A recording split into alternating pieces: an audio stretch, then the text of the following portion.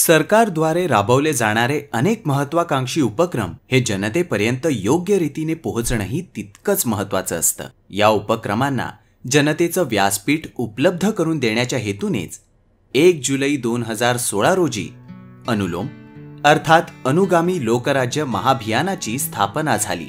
आपल्याला सामाजिक कार्य करायचं असेल, समाजात परिवर्तन करायचं असेल, समाजाचा विकास करायचा असेल तर आपण राजकारणापासून दूर राहून सुद्धा एक चांगल्या पद्धतीने समाजाचा विकास करू शकतो। असं एक ऑब्जेक्टिव्ह, असं एक उद्दिष्ट आपण आपल्या डोळ्यासमोर ठेवलं आणि या अनुलोमची आपण सुरुवात केली। अनुलोमच्या ॲपद्वारे सरकारी योजनांची यथोचित माहिती लोकांपर्यंत पोहोचवली जाते।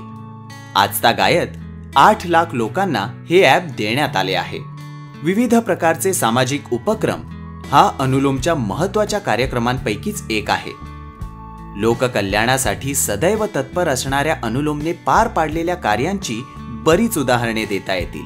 अगदी कार्ला गावात लोकसहभागातून प्रवासी निवारा निर्माण करण्याच्या कार्यापासून ते गावातील महिलांसाठी गॅस बचत, त्याची निगा व विमा हा उपक्रम राबवण्यापर्यंत, मौजे गौर येथील शाळेला ई-लर्निंगचे साहित्य भेट देण्यापासून ते वंचित गावांमध्ये सरकारी हस्तक्षेपाच्या मदतीने रस्ते बांधून देण्यापर्यंत अनुलोम हिरिरीने भाग घेऊन जनतेसाठी सर्वतोपरी झटताना आपल्याला दिसते। तालुका पवनी व जिल्हा भंडारा येथील युवा शक्ती संघटनेने त्यांच्या गावातील वैनगंगा नदीवरील अस्थि विसर्जन घाट व स्मशानभूमीच्या स्वच्छतेचे काम अनुलोमच्या सहाय्याने हाती घेतले। हे काम 21 सप्टेंबर ते 20 ऑक्टोबर 2017 या दरम्यान पार पडले। या अभियानादरम्यान युवा संघटनेच्या कार्यकर्त्यांनी सतत 1 महिना घाट स्वच्छता राबवली। या अभियानाद्वारे वैनगंगा नदीवरील घाट व स्मशानभूमी स्वच्छ झाली।